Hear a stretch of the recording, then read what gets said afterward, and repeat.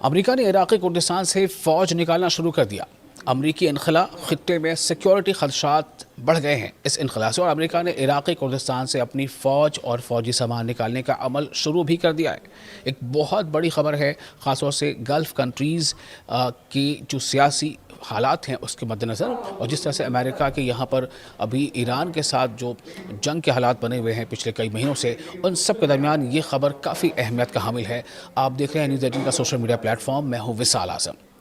ایک بار پھر آپ کو یہ بتا دیں کہ امریکہ نے اپنے فوجیوں کو کردستان سے نکالنے کا عمل شروع کر دیا ہے۔ تاہم امریکی حکام کا کہنا ہے کہ یہ کوئی اچانک فیصلہ نہیں، بلکہ پہلے سے طے شدہ منصوبے کا حصہ ہے۔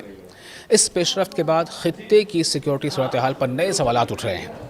عرب اخبار الشرق الاوسط کی رپورٹ کے مطابق امریکہ نے شمالی عراق کے کردستان ریجن سے اپنی فوجی ساز و سامان اور فضائی دفاعی نظام کی مرحلہ وار واپسی شروع کر دی ہے۔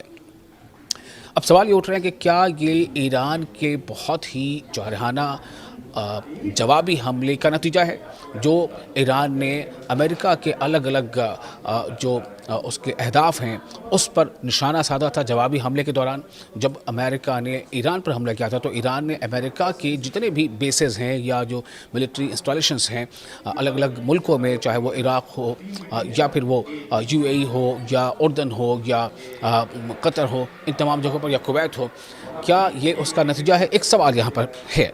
کردستان ڈیموکریٹک پارٹی کے سربراہ مسعود بارزانی کے میڈیا مشیر کفاح محمود نے کہا ہے کہ یہ مکمل انخلا نہیں ہے، بلکہ پہلے سے تیار کیا گیا منصوبہ ہے، پلاننگ ہے۔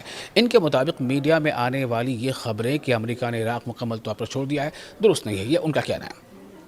چند روز پہلے اطلاعات سامنے آئی تھی کہ اربیل کے قریب حریر ایئر بیس سے امریکی میزائل، ڈرون اور پیٹریاٹ دفاعی نظام ہٹا لیا گیا ہے، جبکہ زیادہ تر فوجی اور بھاری سامان بھی منتقل کر دیا گیا ہے، یعنی یہاں سے ہٹا لیا گیا ہے، اسے کہیں اور لے جایا گیا ہے۔ لیکن کفاح محمود کا کہنا ہے کہ امریکہ نے اپنے تمام دفاعی نظام نہیں ہٹائے۔ اس نے اتنی دفاعی صلاحیت برقرار رکھی ہے جو خطے میں اپنے مفادات کے تحفظ کے لیے کافی سمجھی جا رہی ہیں۔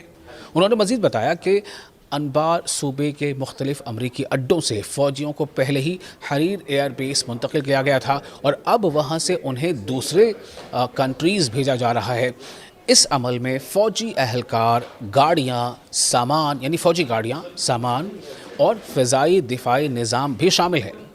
رپورٹس کے مطابق کردستان ریجن میں روایتی امریکی فوجی اڈہ موجود نہیں، بلکہ وہاں امریکی مشیر عراقی فوج اور کرد پیشمرگہ فورسز کو تربیت دیتے رہے ہیں۔ دوسری جانب یہ بھی بتایا گیا ہے کہ حریر ایئر بیس اور کردستان کے دیگر علاقوں پر ایران کی حمایت یافتہ عراقی گروپوں کی جانب سے بار بار ڈرون اور میزائل حملے ہوتے رہے ہیں۔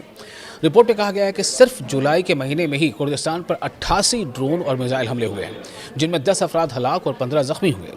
مقامی ذرائع کا کہنا ہے کہ امریکی انخلا کے بعد بھی ایسے حملے رکنے کا امکان کم ہے، البتہ پیشمرگہ فورسز نے حال ہی میں ایسے دفاعی نظام حاصل کیے ہیں جن کی مدد سے کچھ ڈرون حملے ناکام بنائے گئے۔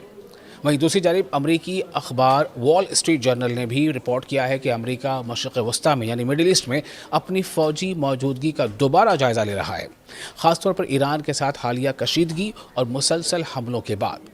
ادھر عراق میں ایران کے قریبی مزاحمتی گروپ پہلے ہی امریکی حملوں کا جواب دینے کی دھمکیاں دے چکے ہیں، جبکہ بغداد حکومت نے ان گروپوں کو ہتھیار ڈالنے کے لیے ستمبر تک کی مہلت دی ہے۔ تو کل ملا کر ہم یہ سمجھیں کہ اب سب کی نظریں اس بات پر ہیں کہ امریکی فوج کے اس مرحلہ وار یعنی فیز وائز انخلا یعنی ایگزٹ یا وہاں سے نکلنا، چھوڑ کر جانا، اس کے بعد عراق اور پورے خطے کی سیکورٹی صورتحال کس سمت جاتی ہے، اور کیا اس سے کشیدگی یعنی تناؤ کم ہوگا یا نئے تنازعات جنم لیں گے۔